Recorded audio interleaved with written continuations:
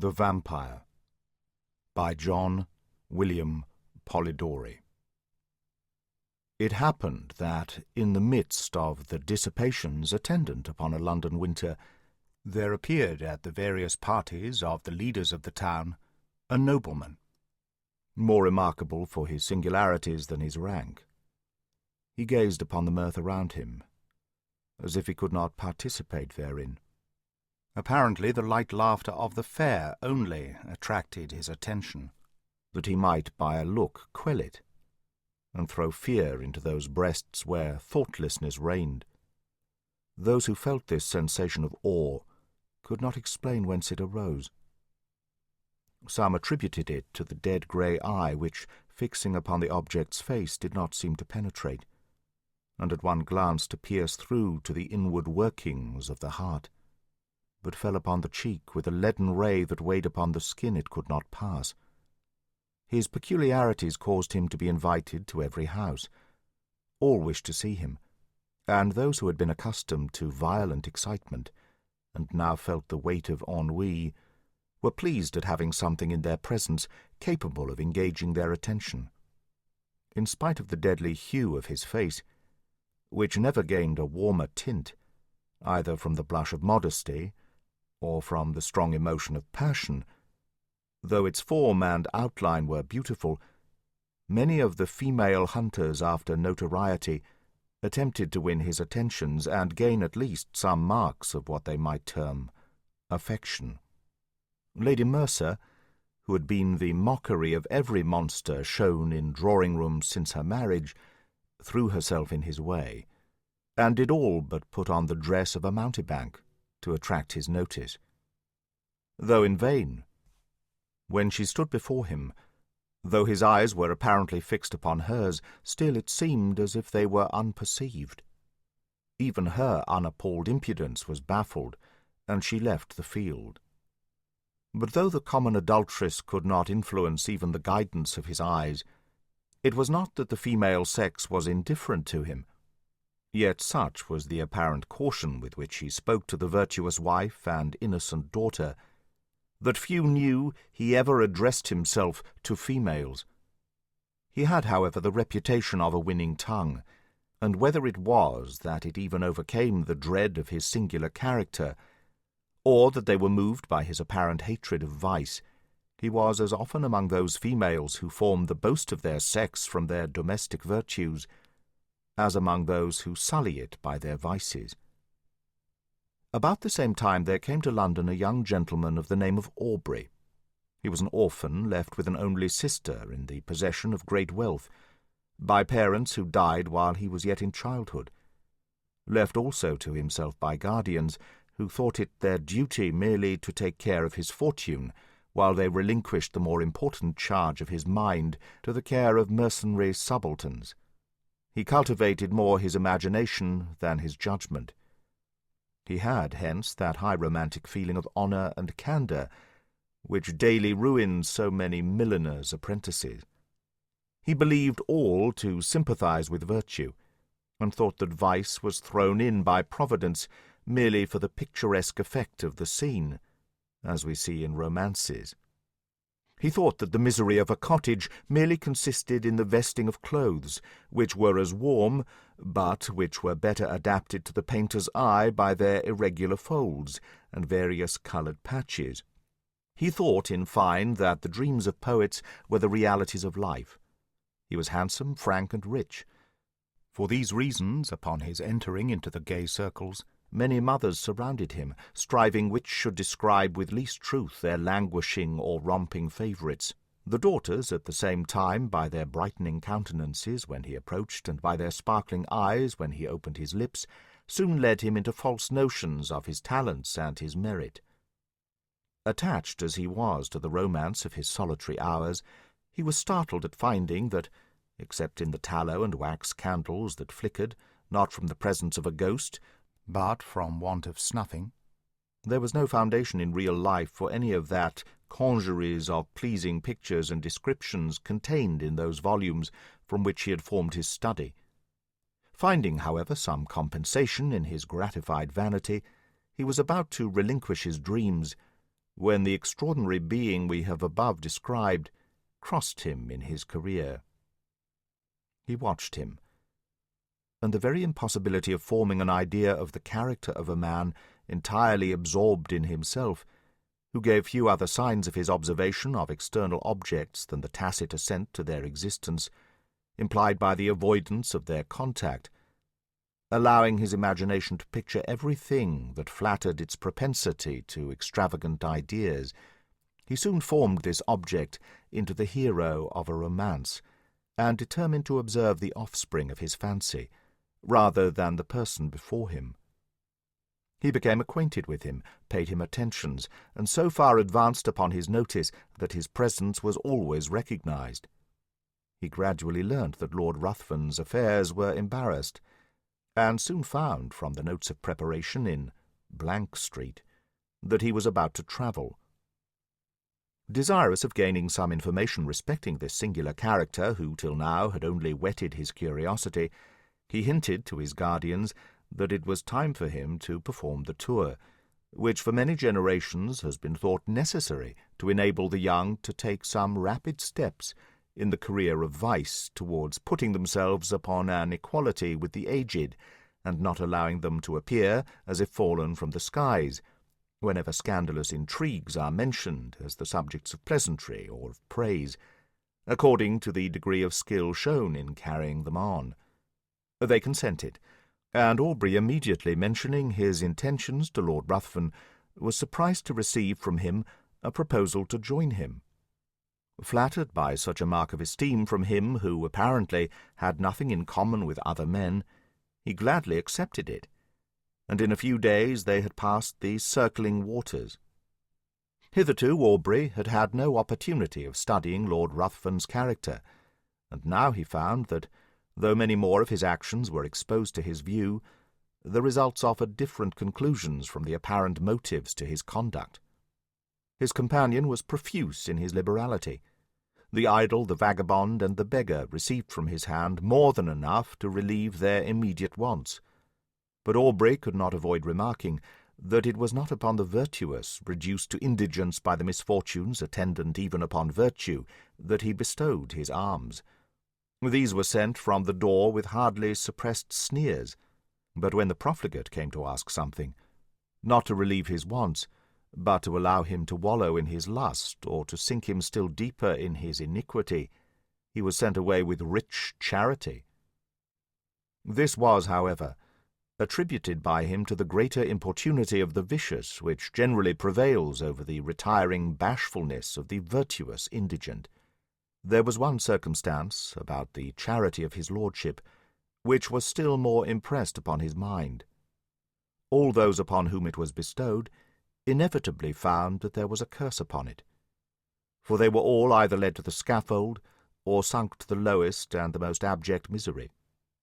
At Brussels and other towns through which they passed, Aubrey was surprised at the apparent eagerness with which his companion sought for the centres of all fashionable vice. There he entered into all the spirit of the faro table. He betted and always gambled with success, except where the known sharper was his antagonist, and then he lost even more than he gained. But it was always with the same unchanging face with which he generally watched the society around. It was not, however, so when he encountered the rash youthful novice, or the luckless father of a numerous family. Then his very wish seemed fortune's law. This apparent abstractedness of mind was laid aside, and his eyes sparkled with more fire than that of the cat whilst dallying with the half-dead mouse. In every town he left the formerly affluent youth, torn from the circle he adorned, cursing, in the solitude of a dungeon, the fate that had drawn him within the reach of this fiend, whilst many a father sat frantic, amidst the speaking looks of mute, hungry children, without a single farthing of his late immense wealth, wherewith to buy even sufficient to satisfy their present craving. Yet he took no money from the gambling table, but immediately lost, to the ruiner of many, the last guilder he had just snatched from the convulsive grasp of the innocent. This might but be the result of a certain degree of knowledge, which was not, however, capable of combating the cunning of the more experienced. Aubrey often wished to represent this to his friend, and beg him to resign that charity and pleasure which proved the ruin of all, and did not tend to his own profit. But he delayed it, for each day he hoped his friend would give him some opportunity of speaking frankly and openly to him. However, this never occurred. Lord Ruthven, in his carriage, and amidst the various wild and rich scenes of nature, was always the same. His eye spoke less than his lip, and though Aubrey was near the object of his curiosity, he obtained no greater gratification from it than the constant excitement of vainly wishing to break that mystery, which to his exalted imagination began to assume the appearance of something supernatural. They soon arrived at Rome, and Aubrey for a time lost sight of his companion. He left him in daily attendance upon the morning circle of an Italian countess, whilst he went in search of the memorials of another almost deserted city. Whilst he was thus engaged, letters arrived from England, which he opened with eager impatience. The first was from his sister, breathing nothing but affection. The others were from his guardians. The latter astonished him. If it had before entered into his imagination that there was an evil power resident in his companion, these seemed to give him sufficient reason for the belief. His guardians insisted upon his immediately leaving his friend, and urged that his character was dreadfully vicious, for that the possession of irresistible powers of seduction rendered his licentious habits more dangerous to society. It had been discovered that his contempt for the adulteress had not originated in hatred of her character, but that he had required, to enhance his gratification, that his victim, the partner of his guilt, should be hurled from the pinnacle of unsullied virtue down to the lowest abyss of infamy and degradation. In fine, that all those females whom he had sought, apparently on account of their virtue, had, since his departure, thrown even the mask aside, and had not scrupled to expose the whole deformity of their vices to the public gaze. Aubrey determined upon leaving one whose character had not yet shown a single bright point on which to rest the eye. He resolved to invent some plausible pretext for abandoning him altogether, purposing in the meanwhile to watch him more closely, and to let no slight circumstances pass by unnoticed. He entered into the same circle, and soon perceived that his lordship was endeavouring to work upon the inexperience of the daughter of the lady whose house he chiefly frequented. In Italy, it is seldom that an unmarried female is met with in society. He was therefore obliged to carry on his plans in secret. But Aubrey's eye followed him in all his windings, and soon discovered that an assignation had been appointed, which would most likely end in the ruin of an innocent, though thoughtless girl. Losing no time, he entered the apartment of Lord Ruthven, and abruptly asked him his intentions with respect to the lady, informing him at the same time that he was aware of his being about to meet her that very night. Lord Ruthven answered that his intentions were such as he supposed all would have upon such an occasion, and upon being pressed whether he intended to marry her, merely laughed. Aubrey retired, and immediately writing a note to say that from that moment he must decline accompanying his lordship in the remainder of their proposed tour, he ordered his servant to seek other apartments, and calling upon the mother of the lady, informed her of all he knew, not only with regard to her daughter, but also concerning the character of his lordship. The assignation was prevented. Lord Ruthven next day merely sent his servant to notify his complete assent to a separation, but did not hint any suspicion of his plans having been foiled by Aubrey's interposition. Having left Rome, Aubrey directed his steps towards Greece, and, crossing the peninsula, soon found himself at Athens. He then fixed his residence in the house of a Greek, and soon occupied himself in tracing the faded records of ancient glory upon monuments that apparently, ashamed of chronicling the deeds of free men only before slaves, had hidden themselves beneath the sheltering soil or many-coloured lichen. Under the same roof as himself existed a being, so beautiful and delicate that she might have formed the model for a painter, wishing to portray on canvas the promised hope of the faithful in Mahomet's paradise, save that her eyes spoke too much mind for anyone to think she could belong to those who had no souls.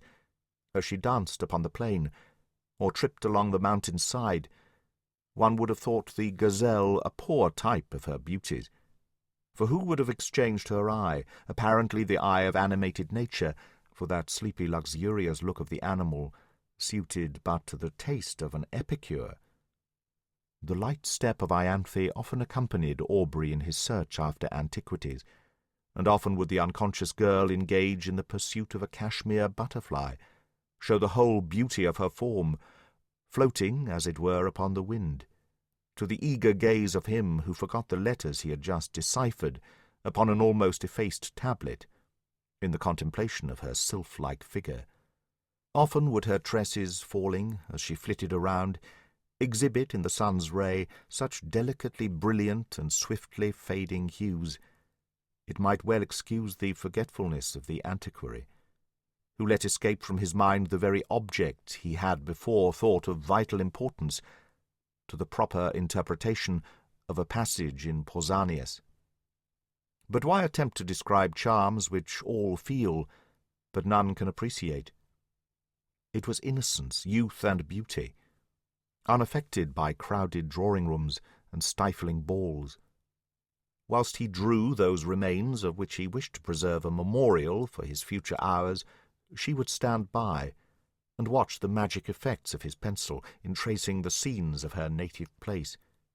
She would then describe to him the circling dance upon the open plain, would paint, to him in all the glowing colours of youthful memory, the marriage pomp she remembered viewing in her infancy, and then, turning to subjects that had evidently made a greater impression upon her mind, would tell him all the supernatural tales of her nurse. Her earnestness and apparent belief of what she narrated excited the interest even of Aubrey, and often as she told him the tale of the living vampire who had passed years amidst his friends and dearest ties, forced every year, by feeding upon the life of a lovely female, to prolong his existence for the ensuing months, his blood would run cold, whilst he attempted to laugh her out of such idle and horrible fancies. But Ianthe cited to him the names of old men who had at last detected one living among themselves, after several of their near relatives and children had been found marked with the stamp of the fiend's appetite. And when she found him so incredulous, she begged of him to believe her, for it had been remarked that those who had dared to question their existence always had some proof given, which obliged them, with grief and heartbreaking, to confess it was true. She detailed to him the traditional appearance of these monsters, and his horror was increased by hearing a pretty accurate description of Lord Ruthven. He, however, still persisted in persuading her that there could be no truth in her fears, though at the same time he wondered at the many coincidences which had all tended to excite a belief in the supernatural power of Lord Ruthven. Aubrey began to attach himself more and more to Ianthe. Her innocence, so contrasted with all the affected virtues of the women among whom he had sought for his vision of romance, won his heart, and while he ridiculed the idea of a young man of English habits marrying an uneducated Greek girl, still he found himself more and more attached to the almost fairy form before him. He would tear himself at times from her, and forming a plan for some antiquarian research he would depart, determined not to return until his object was attained. But he always found it impossible to fix his attention upon the ruins around him, whilst in his mind he retained an image that seemed alone the rightful possessor of his thoughts. Ianthe was unconscious of his love, and was ever the same frank, infantile being he had first known. She always seemed to part from him with reluctance, but it was because she had no longer anyone with whom she could visit her favourite haunts, whilst her guardian was occupied in sketching or uncovering some fragment which had yet escaped the destructive hand of time. She had appealed to her parents on the subject of vampires, and they both, with several present, affirmed their existence, pale with horror at the very name. Soon after, Aubrey determined to proceed upon one of his excursions, which was to detain him for a few hours. When they heard the name of the place, they all at once begged of him not to return at night, as he must necessarily pass through a wood where no Greek would ever remain after the day had closed, upon any consideration. They described it as the resort of the vampires in their nocturnal orgies, and denounced the most heavy evils as impending upon him who dared to cross their path. Aubrey made light of their representations, and tried to laugh them out of the idea, but when he saw them shudder at his daring thus to mock a superior infernal power, the very name of which apparently made their blood freeze, he was silent. Next morning Aubrey set off upon his excursion unattended. He was surprised to observe the melancholy face of his host, and was concerned to find that his words, mocking the belief of those horrible fiends, had inspired them with such terror. When he was about to depart, Ianthe came to the side of his horse, and earnestly begged of him to return ere night allowed the power of these beings to be put in action. He promised.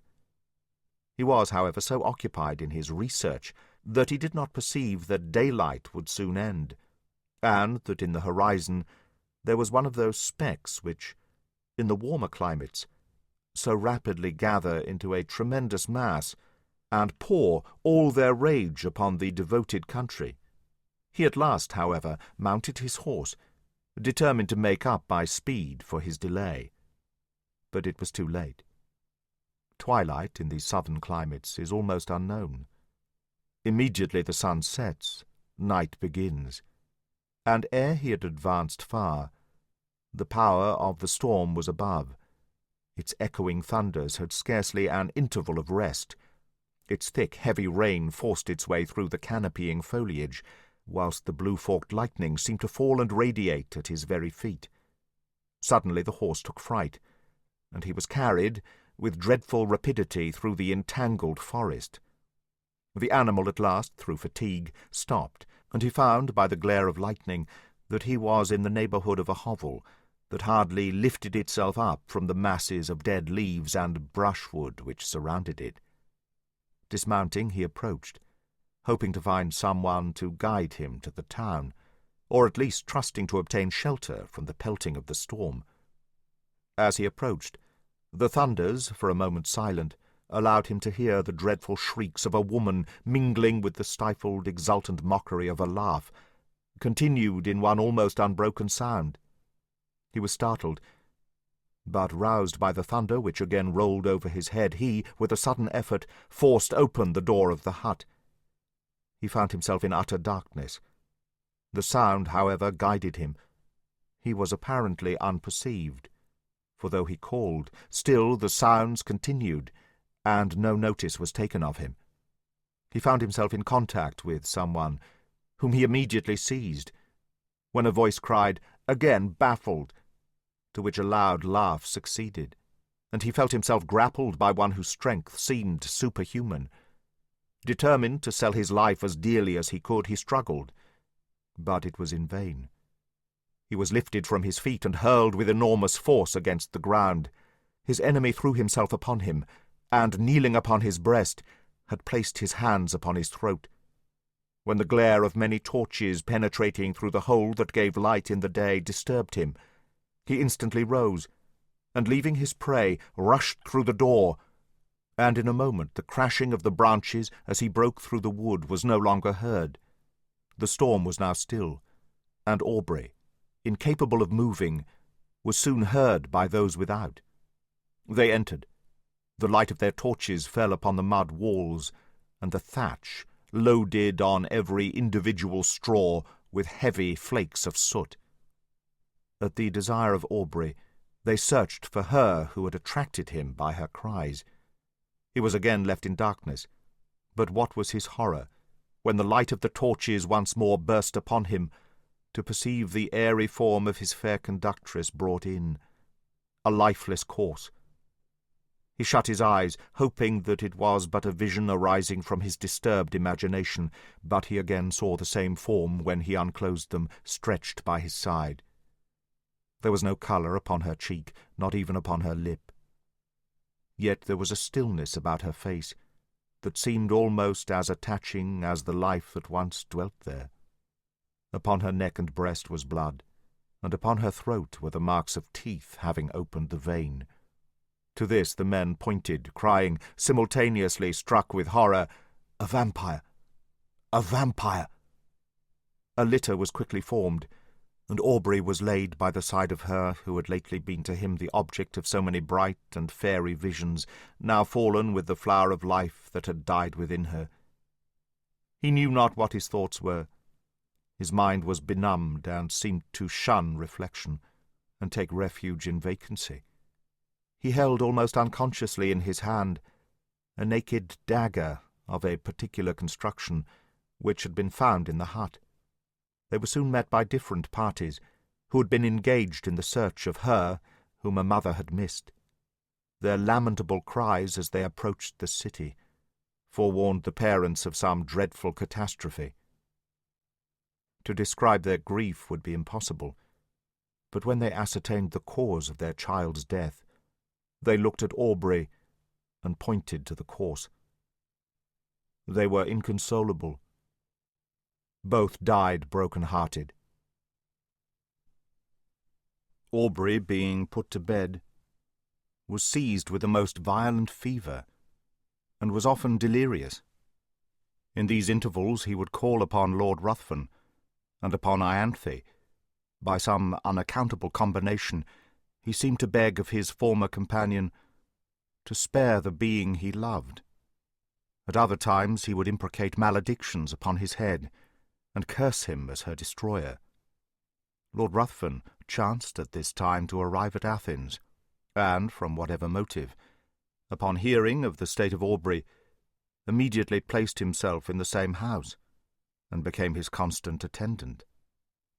When the latter recovered from his delirium, he was horrified and startled at the sight of him, whose image he had now combined with that of a vampire. But Lord Ruthven, by his kind words, implying almost repentance for the fault that had caused their separation, and still more by the attention, anxiety, and care which he showed, soon reconciled him to his presence. His lordship seemed quite changed. He no longer appeared that apathetic being who had so astonished Aubrey, but as soon as his convalescence began to be rapid, he again gradually retired into the same state of mind, and Aubrey perceived no difference from the former man, except that at times he was surprised to meet his gaze fixed intently upon him, with a smile of malicious exultation playing upon his lips. He knew not why, but this smile haunted him. During the last stage of the invalid's recovery, Lord Ruthven was apparently engaged in watching the tideless waves raised by the cooling breeze, or in marking the progress of those orbs circling, like our world, the moveless sun. Indeed, he appeared to wish to avoid the eyes of all. Aubrey's mind, by this shock, was much weakened, and that elasticity of spirit which had once so distinguished him now seemed to have fled forever. He was now as much a lover of solitude and silence as Lord Ruthven, but much as he wished for solitude, his mind could not find it in the neighbourhood of Athens. If he sought it amidst the ruins he had formerly frequented, Ianthe's form stood by his side. If he sought it in the woods, her light step would appear wandering amidst the underwood, in quest of the modest violet. Then suddenly turning round, would show, to his wild imagination, her pale face and wounded throat, with a meek smile upon her lips. He determined to fly scenes, every feature of which created such bitter associations in his mind. He proposed to Lord Ruthven, to whom he held himself bound by the tender care he had taken of him during his illness, that they should visit those parts of Greece neither had yet seen.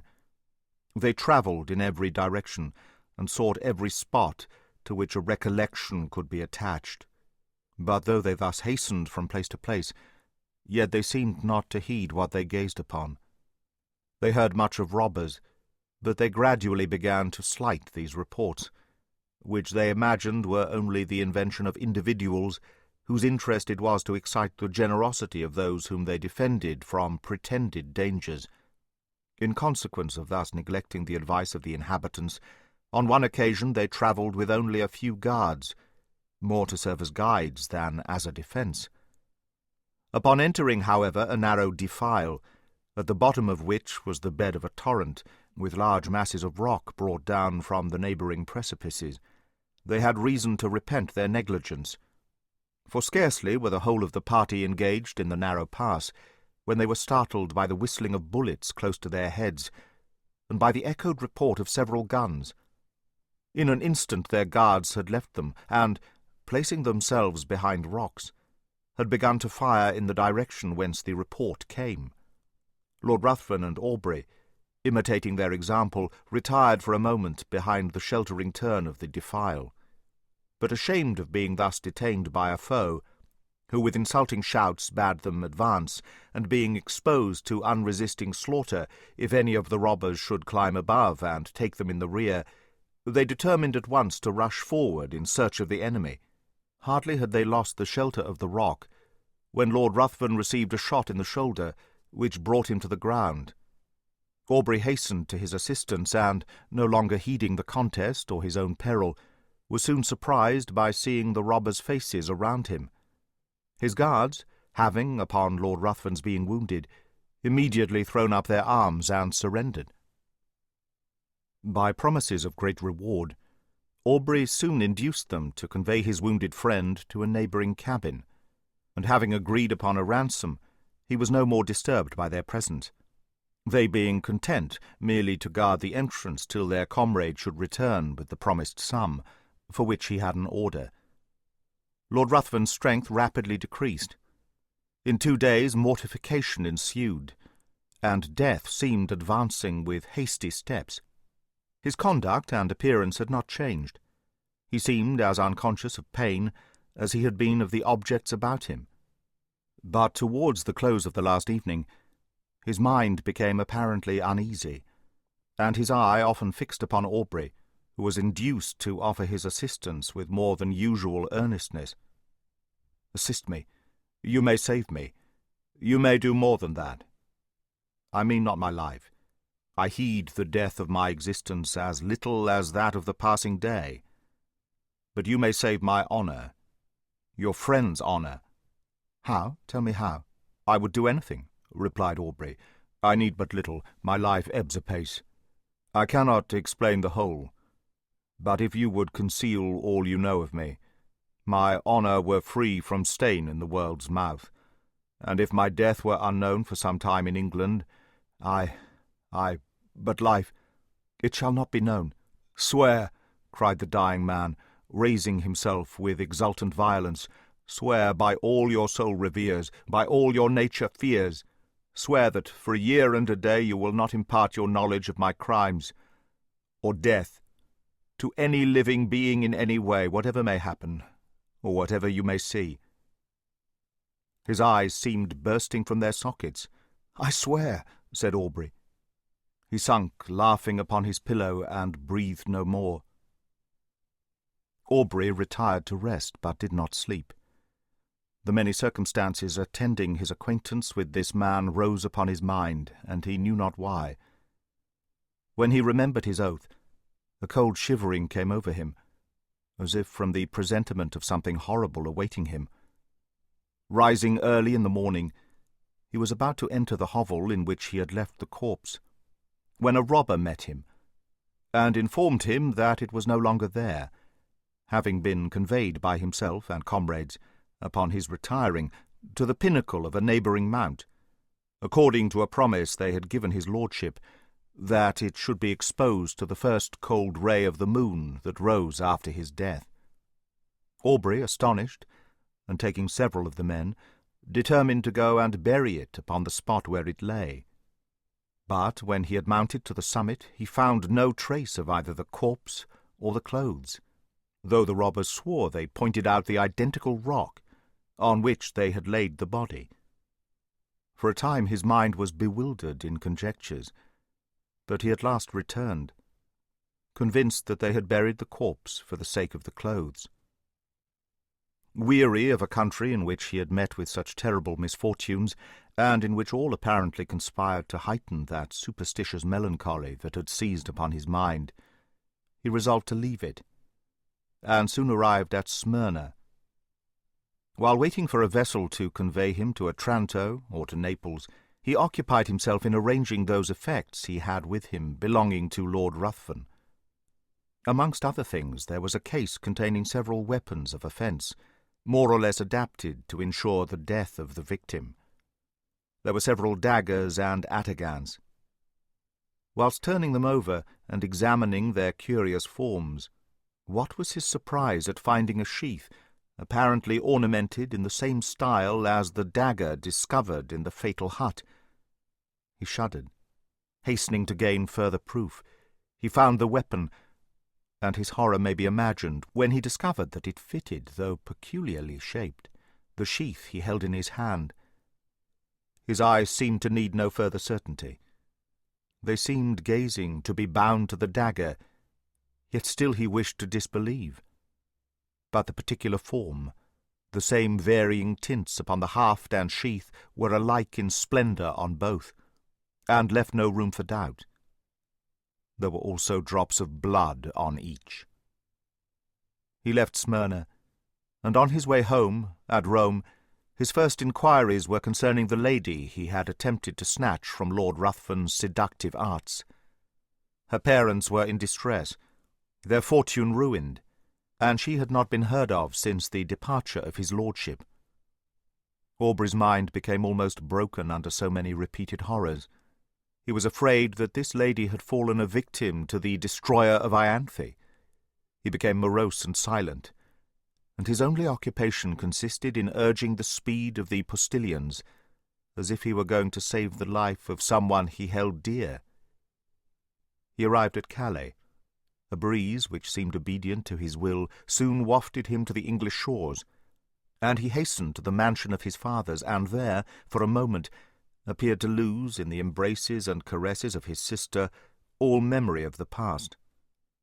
If she before, by her infantine caresses, had gained his affection, now that the woman began to appear, she was still more attaching as a companion. Miss Aubrey had not that winning grace which gains the gaze and applause of the drawing-room assemblies. There was none of that light brilliancy which only exists in the heated atmosphere of a crowded apartment. Her blue eye was never lit up by the levity of the mind beneath. There was a melancholy charm about it, which did not seem to arise from misfortune, but from some feeling within, that appeared to indicate a soul conscious of a brighter realm. Her step was not that light footing which strays where'er a butterfly or a colour may attract. It was sedate and pensive. When alone, her face was never brightened by the smile of joy. But when her brother breathed to her his affection, and would in her presence forget those griefs she knew destroyed his rest, who would have exchanged her smile for that of the voluptuary? It seemed as if those eyes, that face, were then playing in the light of their own native sphere. She was yet only 18, and had not been presented to the world, it having been thought by her guardians more fit that her presentation should be delayed until her brother's return from the continent, when he might be her protector. It was now therefore resolved that the next drawing-room, which was fast approaching, should be the epoch of her entry into the busy scene. Aubrey would rather have remained in the mansion of his fathers, and fed upon the melancholy which overpowered him. He could not feel interest about the frivolities of fashionable strangers, when his mind had been so torn by the events he had witnessed. But he determined to sacrifice his own comfort to the protection of his sister. They soon arrived in town, and prepared for the next day, which had been announced as a drawing-room. The crowd was excessive. A drawing-room had not been held for a long time, and all who were anxious to bask in the smile of royalty hastened thither. Aubrey was there with his sister. While he was standing in a corner by himself, heedless of all around him, engaged in the remembrance that the first time he had seen Lord Ruthven was in that very place, he felt himself suddenly seized by the arm, and a voice he recognized too well sounded in his ear. "Remember your oath." He had hardly courage to turn, fearful of seeing a spectre that would blast him, when he perceived, at a little distance, the same figure which had attracted his notice on this spot upon his first entry into society.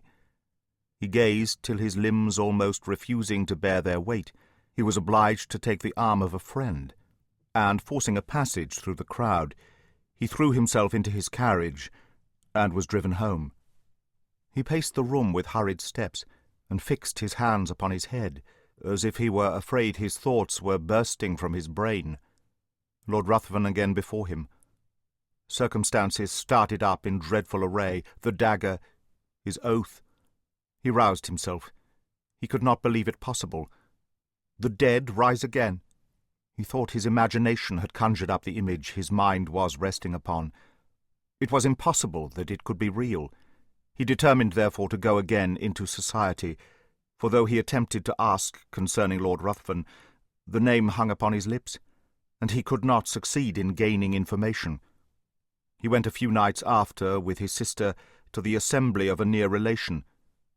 Leaving her under the protection of a matron, he retired into a recess, and there gave himself up to his own devouring thoughts. Perceiving at last that many were leaving, he roused himself, and entering another room, found his sister surrounded by several, apparently, in earnest conversation. He attempted to pass and get near her, when one, whom he requested to move, turned round, and revealed to him those features he most abhorred. He sprang forward, seized his sister's arm, and with hurried step forced her towards the street. At the door he found himself impeded by the crowd of servants who were waiting for their lords, and while he was engaged in passing them, he again heard that voice whisper close to him, "Remember your oath." He did not dare to turn, but hurrying his sister soon reached home. Aubrey became almost distracted. If before his mind had been absorbed by one subject, how much more completely was it engrossed, now that the certainty of the monster's living again pressed upon his thoughts.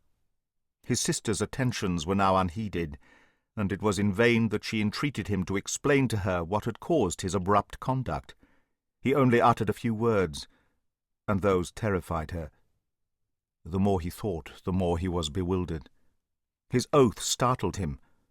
Was he then to allow this monster to roam, bearing ruin upon his breath, amidst all he held dear, and not avert its progress? His very sister might have been touched by him.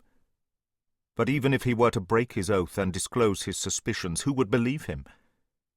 He thought of employing his own hand to free the world from such a wretch. But death, he remembered, had been already mocked. For days he remained in this state, shut up in his room. He saw no one, and ate only when his sister came, who, with eyes streaming with tears, besought him for her sake to support nature. At last, no longer capable of bearing stillness and solitude, he left his house, roamed from street to street, anxious to fly that image which haunted him. His dress became neglected, and he wandered, as often exposed to the noonday sun as to the midnight damps. He was no longer to be recognized. At first he returned with the evening to the house, but at last he laid him down to rest wherever fatigue overtook him. His sister, anxious for his safety, employed people to follow him, but they were soon distanced by him who fled from a pursuer swifter than any, from thought. His conduct, however, suddenly changed. Struck with the idea that he left by his absence the whole of his friends, with a fiend amongst them, of whose presence they were unconscious, he determined to enter again into society and watch him closely, anxious to forewarn, in spite of his oath, all whom Lord Ruthven approached with intimacy. But when he entered into a room, his haggard and suspicious looks were so striking, his inward shuddering so visible, that his sister was at last obliged to beg of him to abstain from seeking, for her sake, a society which affected him so strongly. When, however, remonstrance proved unavailing, the guardians thought proper to interpose, and, fearing that his mind was becoming alienated, They thought it high time to resume again that trust which had been before imposed upon them by Aubrey's parents. Desirous of saving him from the injuries and sufferings he had daily encountered in his wanderings, and of preventing him from exposing to the general eye those marks of what they considered folly, they engaged a physician to reside in the house, and take constant care of him. He hardly appeared to notice it, so completely was his mind absorbed by one terrible subject. His incoherence became at last so great that he was confined to his chamber. There he would often lie for days, incapable of being roused. He had become emaciated. His eyes had attained a glassy lustre. The only sign of affection and recollection remaining displayed itself upon the entry of his sister. Then he would sometimes start, and, seizing her hands, with looks that severely afflicted her, he would desire her not to touch him. "Oh, do not touch him. If your love for me is aught, do not go near him." When, however, she inquired to whom he referred, his only answer was, "True, true," and again he sank into a state whence not even she could rouse him. This lasted many months. Gradually, however, as the year was passing, his incoherences became less frequent, and his mind threw off a portion of its gloom, whilst his guardians observed that several times in the day he would count upon his fingers a definite number, and then smile. The time had nearly elapsed when, upon the last day of the year, one of his guardians, entering his room, began to converse with his physician upon the melancholy circumstance of Aubrey's being in so awful a situation when his sister was going next day to be married. Instantly Aubrey's attention was attracted. He asked anxiously to whom. Glad of this mark of returning intellect, of which they feared he had been deprived, they mentioned the name of the Earl of Marsden. Thinking this was a young earl whom he had met with in society, Aubrey seemed pleased, and astonished them still more by his expressing his intention to be present at the nuptials, and desiring to see his sister. They answered not, but in a few minutes his sister was with him. He was apparently again capable of being affected by the influence of her lovely smile, for he pressed her to his breast, and kissed her cheek, wet with tears, flowing at the thought of her brother's being once more alive to the feelings of affection. He began to speak with all his wonted warmth, and to congratulate her upon her marriage with a person so distinguished for rank and every accomplishment, when he suddenly perceived a locket upon her breast. Opening it, what was his surprise at beholding the features of the monster who had so long influenced his life! He seized the portrait in a paroxysm of rage, and trampled it under foot. Upon her asking him why he thus destroyed the resemblance of her future husband, he looked as if he did not understand her. Then, seizing her hands, and gazing on her with a frantic expression of countenance, he bade her swear that she would never wed this monster, for he— But he could not advance. It seemed as if that voice again bade him remember his oath. He turned suddenly round, thinking Lord Ruthven was near him, but saw no one. In the meantime the guardians and physician, who had heard the whole, and thought this was but a return of his disorder, entered, and, forcing him from Miss Aubrey, desired her to leave him. He fell upon his knees to them. He implored, he begged of them to delay but for one day.